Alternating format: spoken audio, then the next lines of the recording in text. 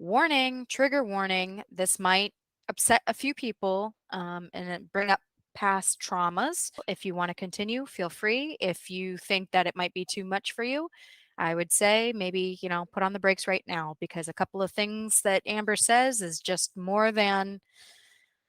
Anyway, what hasn't she said?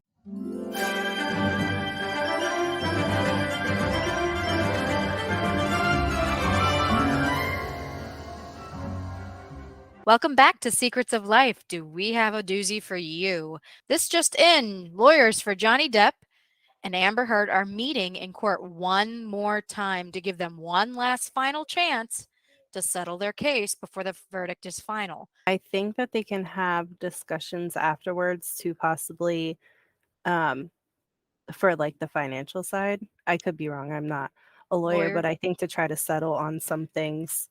I thought that it was once it's final, it's final. Mm, So, any case, let's get right into it. I think vast majority of this trial was played out on social media. I think that this trial is an example of that gone haywire, gone amok. And the jury is not immune to that. You think the jury saw it?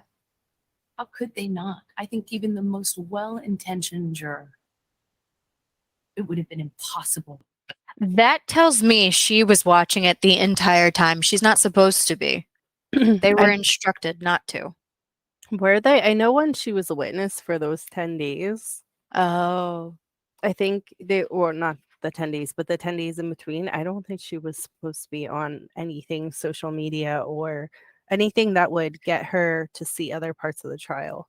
But she also was the rebuttal witness too at the very end. Yeah. Social media pointed out that the Milani kit was made after. In the opening statements that Amber Heard, her lawyer made, that she used the Milani kit, the bruise kit, right? The entire, marriage. And then she came back halfway through the trial and says, well, not this specific Milani kit. Like she brought up all the points that social media had brought up, which was interesting. They hit all those points that day that she came back, and I was like, if Yes. that didn't tell you, I'm no, shocked the judge she can didn't look at ask it, her. but yeah, I'm really Yeah, they brought up surprised. all those points, every single one. So she was watching it, and as a witness, you're not supposed to. After 3.5 weeks, I took the stand and saw just a courtroom packed full of Captain Jack Sparrow fans who were vocal, energized. Can you put into words how that felt? This was the most humiliating and horrible thing I've ever been through. I have never felt more removed from my own humanity. Nikki, how do you feel about that statement? I actually do believe that. And I only believe that because I feel like she's been in a bubble for how many years? And then now she has to come down to a very hard reality. So I do believe that. I do feel like she's telling the truth there. That does make no, it does make sense because during the trial, she also was like the parts that felt that were real was when she said that he told me I was embarrassing him. That's when her real emotion came out. I wondered if people even liked me. I was embarrassed. I was humiliated. Like she actually felt those emotions. I did feel those. Let's go back to the day of the verdict. Were you feeling confident? That's interesting. It's a great question. Yes, it is. You gonna think about I it? wish I could say yes. That I want to say yes to you, but it wouldn't be true. Even if you said that I'm lying, you still couldn't tell me, look me in the eye and tell me that you think on social media there's been a fair representation. I mean, I would there almost never is. add in because her responses drive me insane when it comes to like her personal feeling or her personal thought and things, because it's like when you talk to, say, one of our kids and you ask them something and you want them to answer you directly, and instead it's like a pause, Roundabout. Yeah, and I don't understand why she does it, I do. but it drives me insane. It's worded politics. My father seemed like the smartest person in the room, And in order to do that, he always made him seem like I'm above and beyond all this. And I know all this other stuff is going. My awareness is so huge. It's better than everybody else's. So that's what she's trying to that's that narcissist. Because my father is a narcissist. Even if I'm lying part is interesting because that whole phrase didn't make sense to me. So even if I'm lying, you can't tell me that social media gave me a fair shot Yeah, that's weird or that you chance. would even put that in.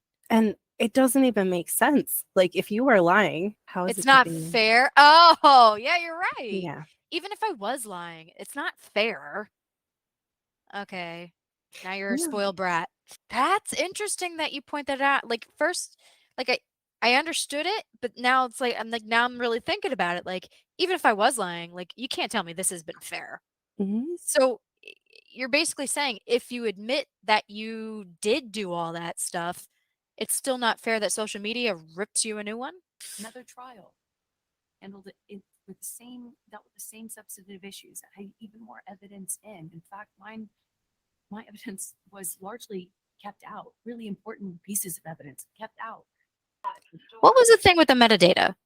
Was that the They were saying that it can be altered and that she didn't have the original phone that it was in.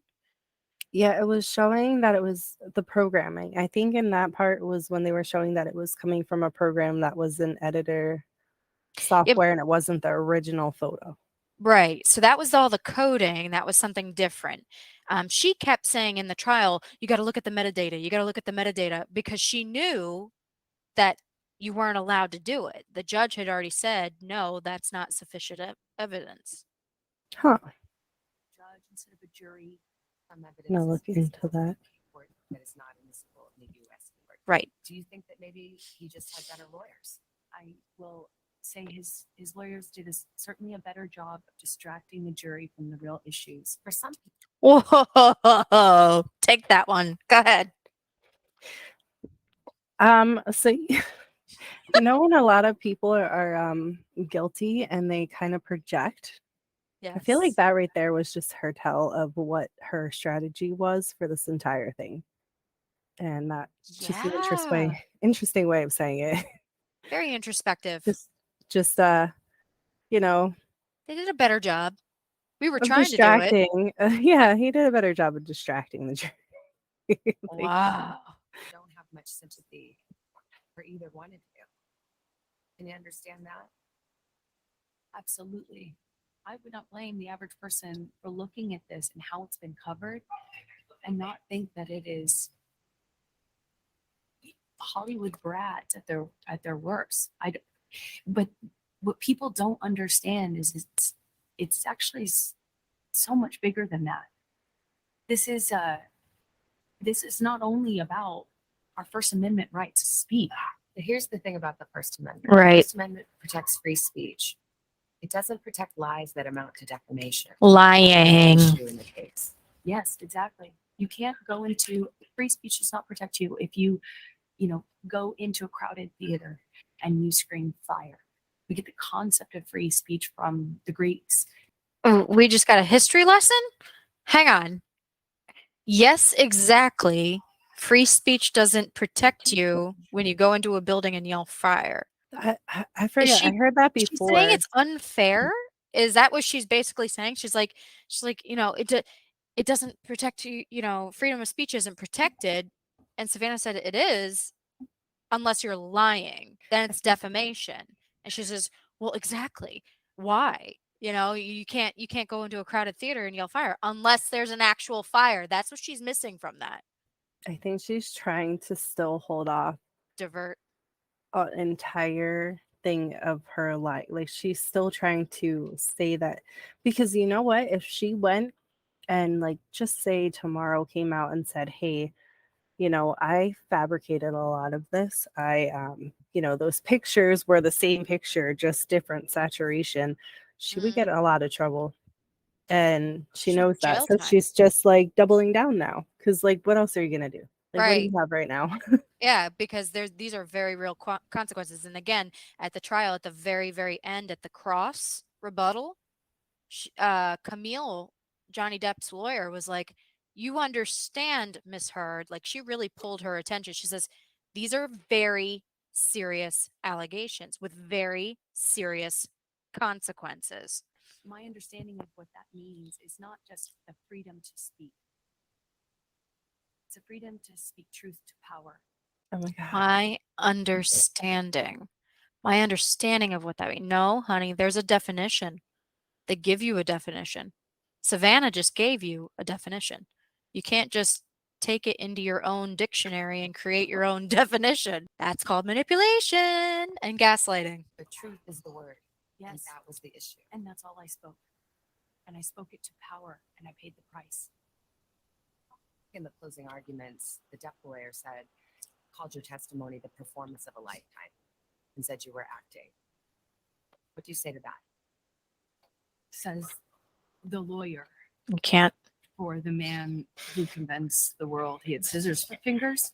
That's He not never- even what he did. He had fake artificial scissors for fingers. He didn't convince It was a anyone. He didn't convince anybody that he had scissors for hands. I don't get that. I think she's just like, yeah. Well, says the person that did this. I think she's just doing that at that moment and can't think. I think the funniest thing that I saw, I don't know where it was, but it was a post somewhere where someone said he wears all those rings because they're technically the rings from his scissors that they had to remove. And I'm like, that is, No. oh my God. Oh my god. I can't.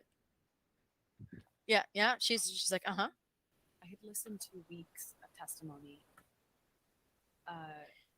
insinuating that, or saying quite directly that, I'm a terrible actress. So I'm a bit confused how I could be both. We're not saying you're both. She didn't Um, understand that. The performance of a lifetime doesn't mean you're good at it. I It just mean, means you're going to do your best. yeah, Your best it- isn't good enough. it's her biggest part. Like, that's her biggest part in life. It's not that she's amazing at what she did. The Depp team argued that you were the abuser, that you instigated physical violence. Did you? I never had to instigate it. I responded to it. When you're living in violence and it becomes normal, as I testified to, you have to adapt. You say you were Wait, respond. I never instigated it. I responded. But there's plenty of her on tape instigating. but there is evidence. Yeah, There are okay. tapes in which you acknowledge it. There are tapes in which you say Yeah. you started the fight. Yeah. I know much has been made of these audio tapes. They were first leaked online after being Nikki, Oh the my audio tapes are God. lying. The audio tapes are lying. They were edited. They're not real. Only The part of voice it's on real. there, it's mine, but it's edited. edited. What you hear in those clips are not evidence of what was happening. It's evidence of the negotiation. How to talk about that with your abuser. But I am looking at a transcript that he says, you start physical fights, and you say, I did start a physical fight. I can't promise you I won't get physical again. I mean, this is in black and white. I understand context. That you're testifying and you're just telling me today, I never started a physical fight. And here you are on tape saying you did. As I testified on the stand about this, is that when your life is at risk, not only will you take the blame for things that Oh you my God. blame for, but when you're in an abusive dynamic, psychologically, emotionally, and physically, you don't have the resources that, say, you or I do, with the luxury of saying, hey, this is black and white. Hang on. There's so many things to say. Oh my goodness. She just said when you're in a domestic abusive relationship, physically, emotionally, mentally, you don't have the resources that you and I do. Too many thoughts. Let me just focus on the biggest one where she made herself sound very similar to everyone else, where they don't have the resources. She did not have the resources. There were not other places for her to go. There was not anything that she could do to get out of the situation at all. No, she's saying she's separate from them. She's separate from the DV survivors. Oh, maybe That's I what she just said. misheard that then. Yeah, I'll Can replay. you Hang relive on. that? Yeah, absolutely. And by the way, edited audio, Mhm. All the audio in the courtroom was original. They are not allowed to play the edited. All it was is started and stopped. That's it. For things that you shouldn't take the blame for, but when you're in an abusive dynamic, psychologically, emotionally, and physically, you don't have the resources that, say, you or I do, with the luxury of saying, hey, this is black and white. Because